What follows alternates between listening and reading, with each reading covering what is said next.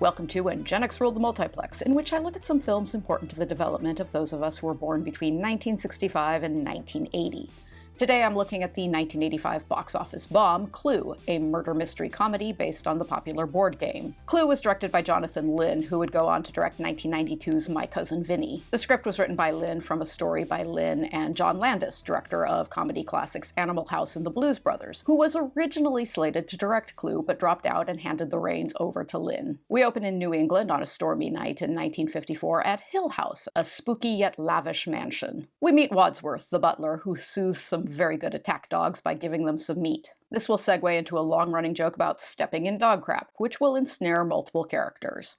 I am very fond of well-deployed lowbrow humor, and yet I have often thought that maybe Clue shouldn't have kicked off with a prolonged gag involving stepping in dog crap. Wadsworth is played by the splendid Tim Curry, whom we have already seen as the Lord of Darkness in Legend, and whose most famous role also involved him swanning around a spooky yet fabulous mansion in the Rocky Horror Picture Show. While waiting for guests to arrive for a dinner party, Wadsworth checks in with Yvette, the sexy French maid who has absolutely phenomenal cleavage, a character trait which will be noticed by pretty much every character. Yvette is played by Colleen Camp, whom we have seen playing Deborah Foreman's hippie mom in Valley Girl. Wadsworth next checks in on the unnamed cook, who is played by Kelly Nakahara, best known as Nurse Kelly on MASH. The first guest to arrive is an army colonel. Before he can introduce himself, Wadsworth tells him all guests will be assigned aliases to protect their identities. For the evening, the colonel will be known as Colonel Mustard. Colonel Mustard is played by comedian Martin Mull, known for his roles on Roseanne and Arrested Development and many other projects. Next to arrive is the mysterious widow Mrs. White, who is clad all in black and who seems to know and loathe Yvette. Mrs. White is played by the late and well-loved comedian Madeline Kahn, known for her work in several films directed by Mel Brooks, including High Anxiety, Blazing Saddles, and Young Frankenstein. The next two guests are Mrs. Peacock, a talkative society lady played by Eileen Brennan, known for Private Benjamin and The Last Picture Show, and the awkward Mr. Green, who is played by Laverne and Shirley's Michael McKean, whom we have already seen playing David St. Hubbins in This Is Spinal Tap.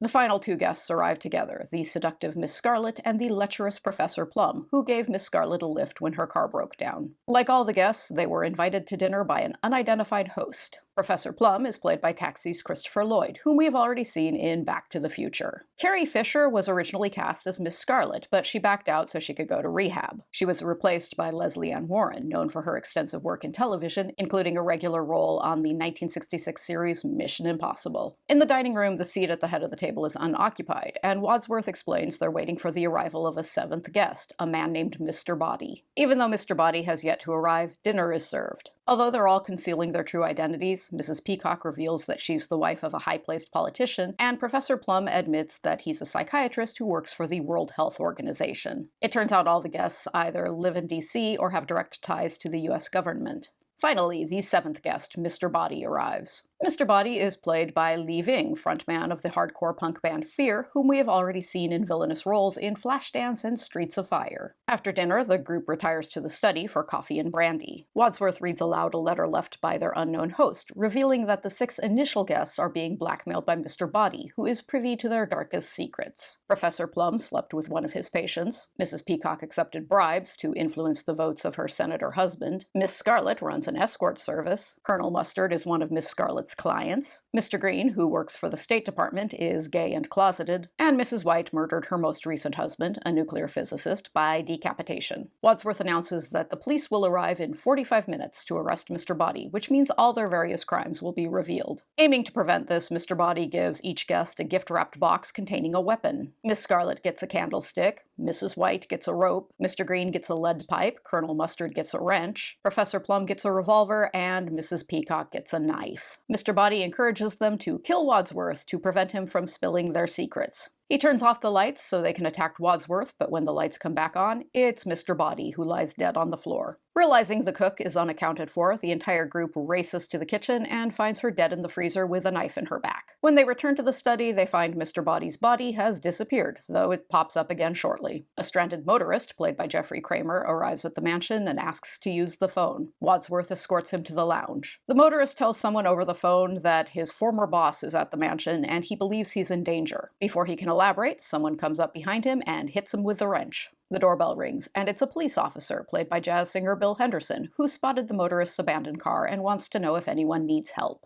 Everyone acts in a highly suspicious manner, so the cop decides to search the place. All the guests manage to convince him they're just having a harmless orgy. Someone shuts off the fuses, plunging the mansion into darkness and everyone into chaos. While the lights are out, someone strangles Yvette to death with the rope, while the cop is beaten to death with the lead pipe. A singing telegram girl rings the doorbell and is shot to death by the unidentified figure who answers the door. The singing telegram girl is played by Go-Go's guitarist Jane Wiedlin, whom we have already seen playing Joan of Arc in Bill and Ted's Excellent Adventure. The lights come back on, the new corpses are discovered, and Wadsworth announces that he knows the identity of the killer. According to Wadsworth, Mr. Body initially faked his death in the study when he realized the party guests wanted to murder him, but shortly thereafter was murdered for real. The cook and Yvette were Mr. Body's accomplices in his blackmail scheme. Mrs. White's husband had an affair with Yvette, Yvette worked as an escort for Miss Scarlet, and Colonel Mustard was one of Yvette's customers. The slain motorist was Colonel Mustard's driver during the war, and thus knew that Colonel Mustard was a war profiteer who secretly stole and sold military equipment. The murdered police officer was on Miss Scarlet's payroll, and the singing telegram girl was Professor Plum's patient with whom he had an affair. If you remember the hoopla surrounding the theatrical release of Clue back in 1985,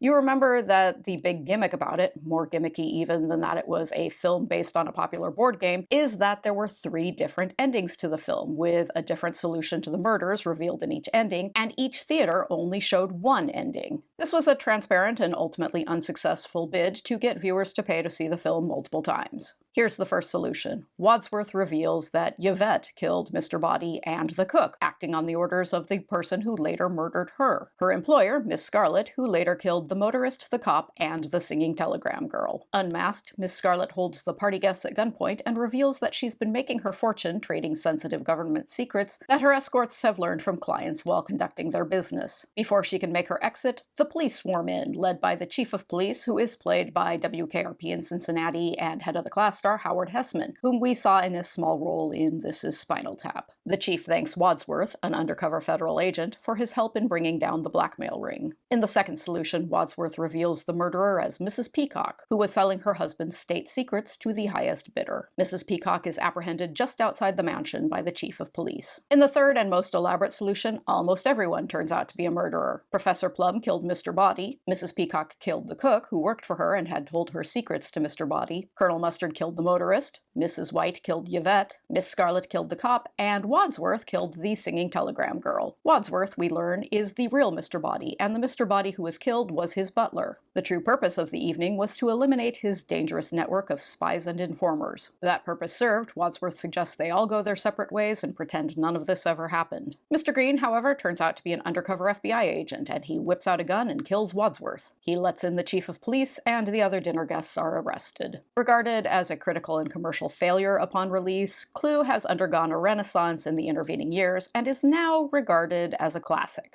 Clue follows in the grand tradition of comedic mysteries, a genre that includes 1934's The Thin Man, 1944's Arsenic and Old Lace, the Pink Panther films, and especially 1976's star-studded comedy Murder by Death, a film that resembles Clue so much that I sometimes get plot details of the two confused in my brain. A recent example of a successful murder comedy is the acclaimed 2019 film Knives Out. In their script, Jonathan Lynn and John Landis did a nice job of fleshing out the bare-bones world of the board game into a cohesive universe. In a smart touch, the film is set in 1954, at the height of McCarthyism and the Red Scare, when the US was consumed with paranoia over suspected ties to the Communist Party. That paranoia hangs over all the characters, who work in DC and have access to sensitive or damaging information. Clue is a very attractive film. Hill House is a great set, and all these characters, based on the well-known board game characters, look like $1 million.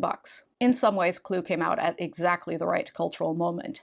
1985 saw the debut of a new Broadway musical by Rupert Holmes, who was best known for Escape, aka the Pina Colada Song. The Mystery of Edwin Drood was based on Charles Dickens's unfinished murder mystery novel of the same name. Since Dickens died before revealing the identity of the killer, the musical would simply have the audience members vote at intermission to choose the cast member who'd be unmasked as the villain in the third act. While Clue's multiple endings were a film novelty, Gen Xers raised on choose-your-own-adventure books were primed to embrace the concept. But while the idea of Clue having 3 different endings and it being totally random as to which ending you'd get at the theater sounded kind of cool and fun in theory, it ended up being a deterrent. I remember when Clue was in theaters, and there was a lot of grumbling about having to pay for a ticket and not really getting to see the entire film. The concept that you'd have to see Clue 3 entire times in 3 different theaters to get the most comprehensive experience seemed like a naked cash grab. And while Clue is a fun film, it is not worth sitting through 3 times in a theater. Clue opened to scathing reviews from critics, who found the humor very broad and slapsticky, which it inarguably is. As soon as Clue was released on home video, though, it underwent a reevaluation that has only grown over the years. For starters, on VHS, all 3 endings were included one right after another, which is the way Clue is always viewed now. In many other ways as well, Clue simply works better on a small screen than it does in a theater. Clue is a comedy, and it's filled with incredibly talented actors. But while the script is okay,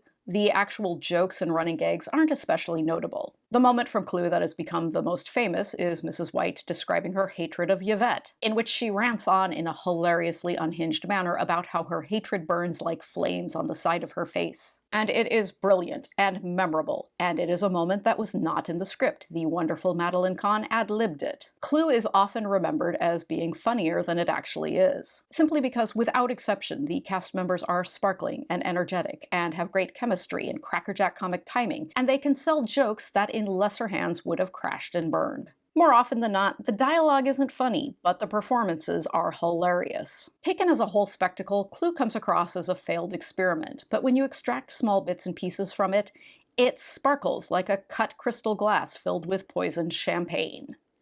Next time, I'm looking at Hugh Grant and Peter Capaldi in Ken Russell's super tawdry 1988 horror film, The Lair of the White Worm. Thank you for joining me today. Happy holidays, stay safe, and I hope to see you next time.